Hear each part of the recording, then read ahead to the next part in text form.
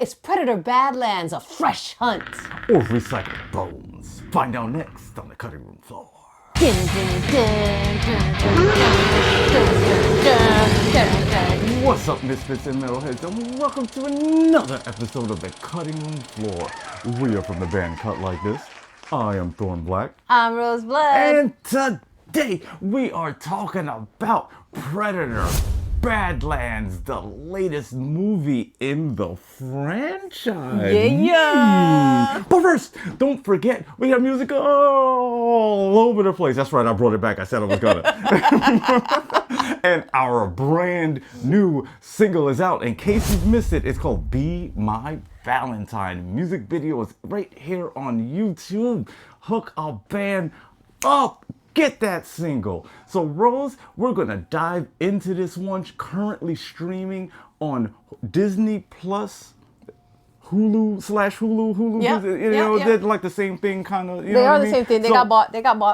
It's streaming there. So why don't we dive into this one a little bit? All right. Well, first off, we've got Dan Trachtenberg back in the field. He's directing this. He directed Prey, which is my absolute favorite indigenous horror of all time. Prey was such a good And Predator it is movie if you haven't seen so it. freaking good. And if you haven't seen it, go see it now. Go see it right now. P-R-E-Y. P-R-E-Y. Prey. And he also directed Killer of Killers, the animated one. Yep. And so we knew that he was going to be coming back for Predator Badlands, and I am so happy that he did, because this is a man that understands the value of having everything in the camera. So a lot of the gorgeous backdrops of the, wildlife and everything of the crazy planet, the death planet that our main character is on and everything is real places, and I it's love that. so cool. I love that so much of this movie is an actual practical. It's just,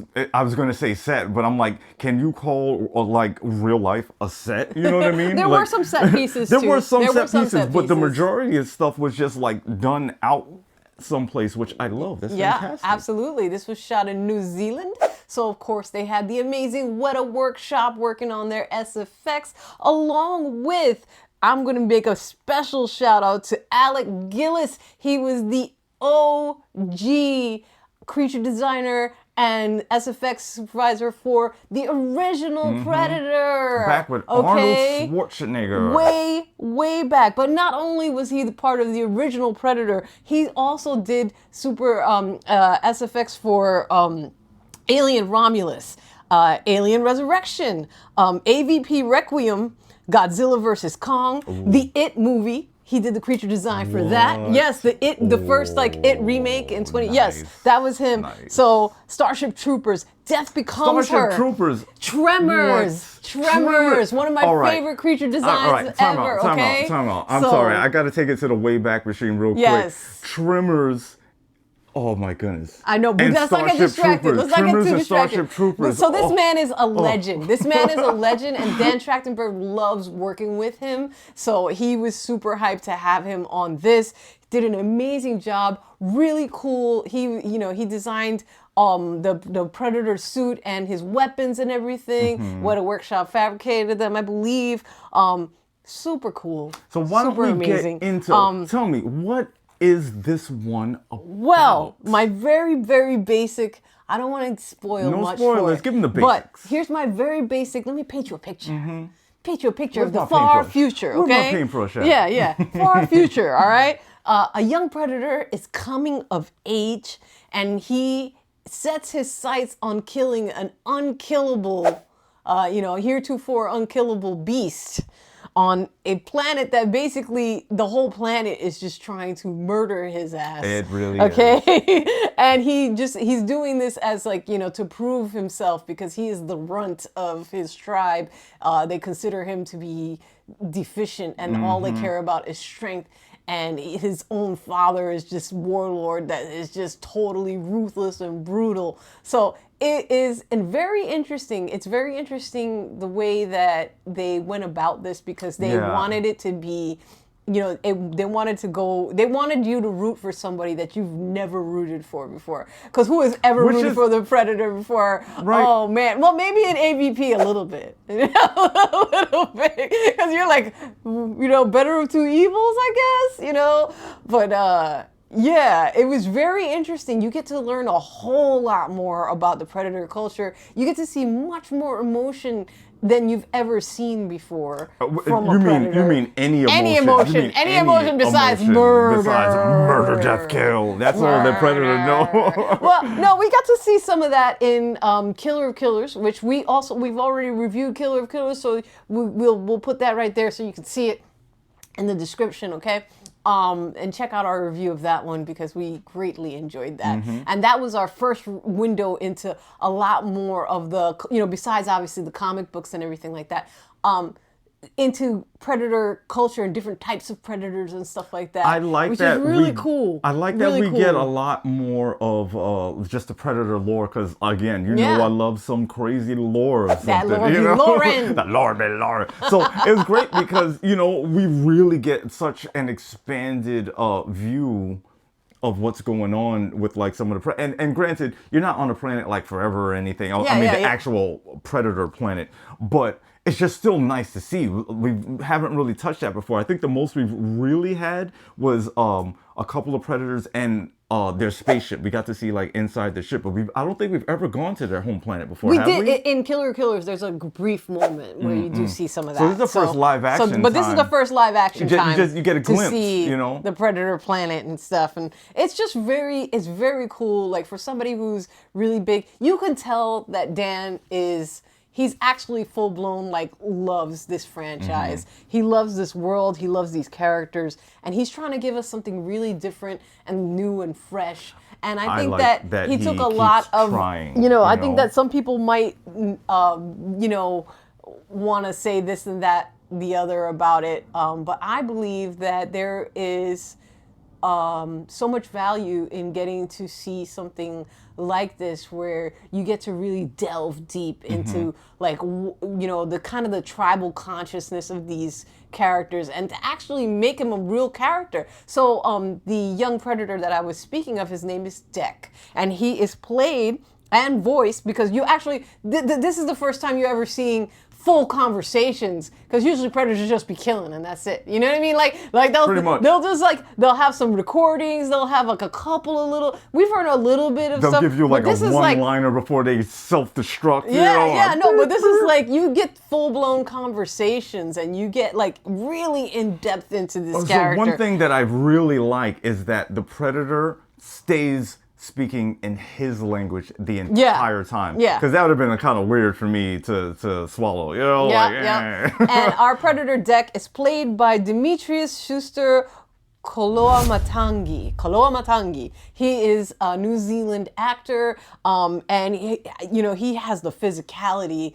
I think he does a great job of delivering this. You have to have somebody who's really special physically to pull off something like this. Definitely, because you're in a big, heavy, cumbersome suit. Yeah. And I checked, the suit weighed 77 pounds. Not only that, but all of these scenes, he's carrying the synth. Elle Fanning plays the synth that he discovers torn in half on this planet, and her name is Thea, but she actually plays two characters because she's trying to get back to her sister, even though they're synths, her sister Tessa. So she's trying to get back to her. And she's, obviously she's been encumbered by the fact that she got towed up in half, right? So she is, she has her own unique motivations, but literally she's on his back.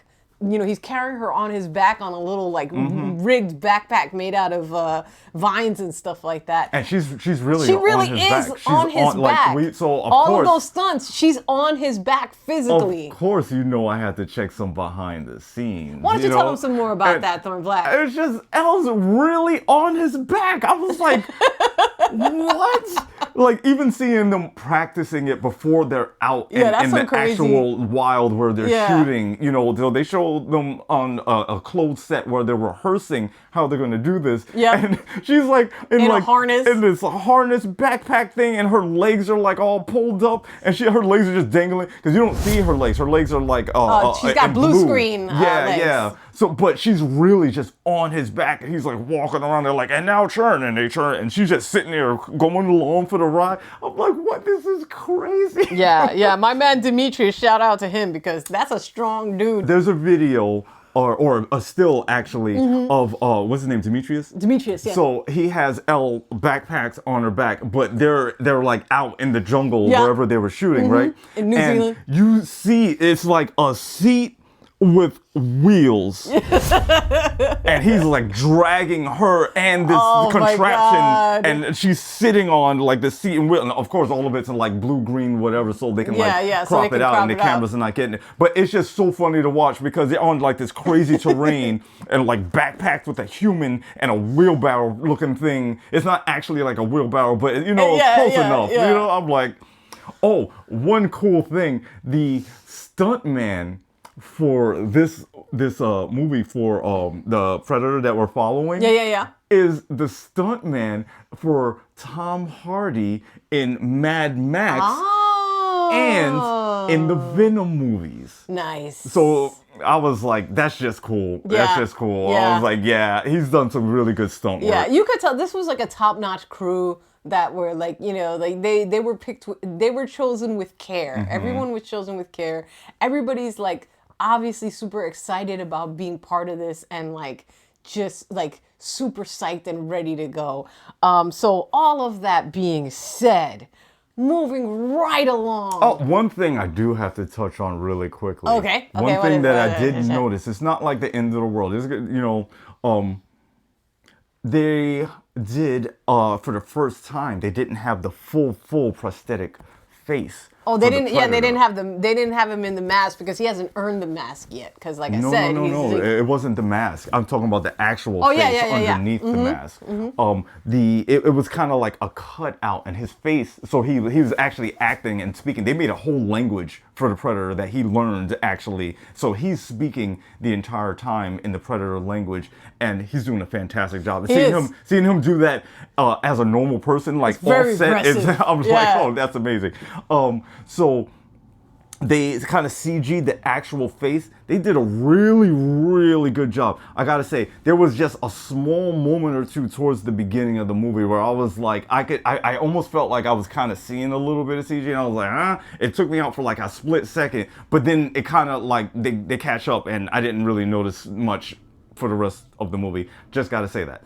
I think it's about time we slap on a rating on this bad boy. What do you think? I think so too. So over here we like to rate via chainsaw with 5 chainsaws being a cinematic masterpiece of horror.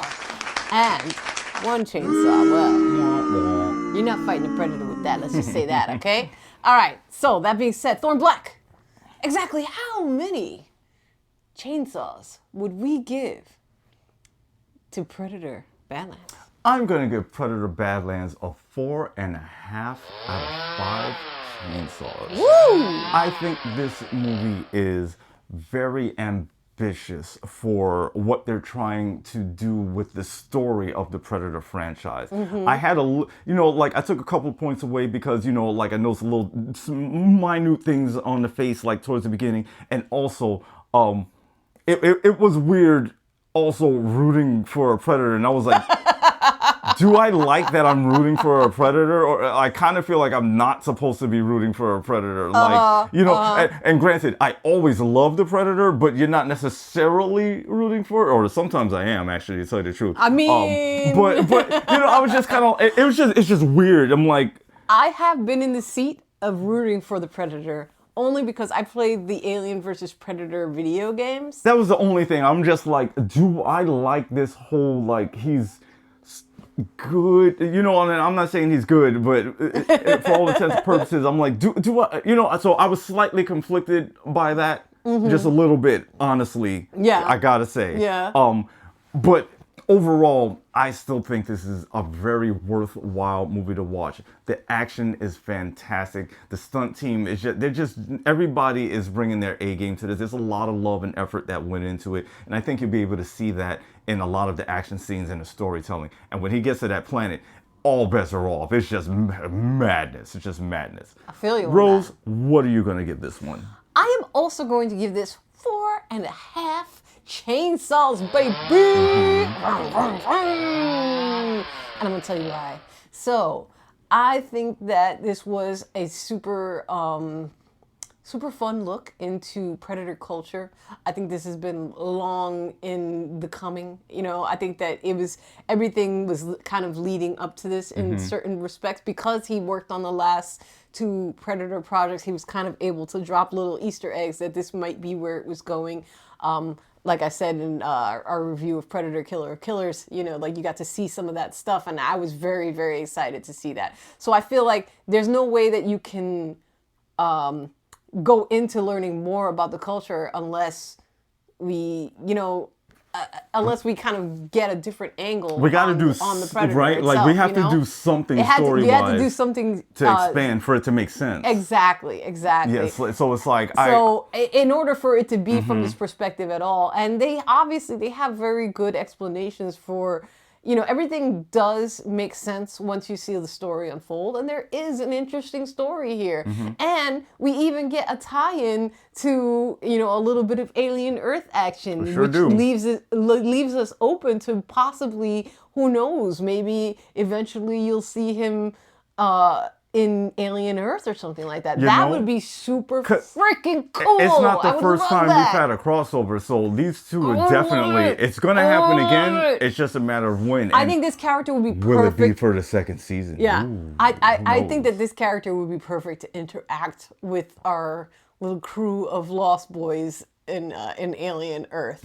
I think that would be an interesting interaction, we'll say. So yeah, I love this story of misfits and outcasts, coming of age and showing, who they truly are and what they're really worth and stuff. I think that it was very interesting, and that we see a lot of parallels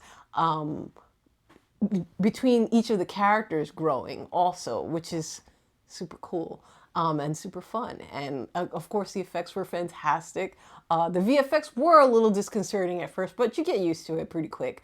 And it is like they did actually try to make a full practical mask. They did try to go that route, but because he actually has so many speaking lines for once, which he never really did before, it was impossible. It was impossible to emote at all with the big heavy prosthetics on the face. Like, he just couldn't do it. Like, they literally tried, and they were like, okay, like, we really wanted to see if we could do it this way, but we'll make as much as possible practical. And I think they did a great job. There's a very good marriage of VFX with just a stunning amount of stuff that is practical and is really there, everything that you're seeing. You know what I mean? You have your homework for the weekend.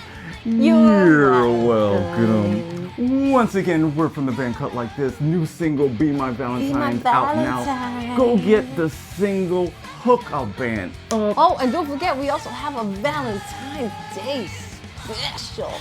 This is going to be a limited special. We have a special shirt that we have for this thing. It is super freaking cute. And I think you're going to want it. And it's limited, so once they're gone, that's it. You're never going to see anything. So that's all for now. We are Cut Like This, and we are out.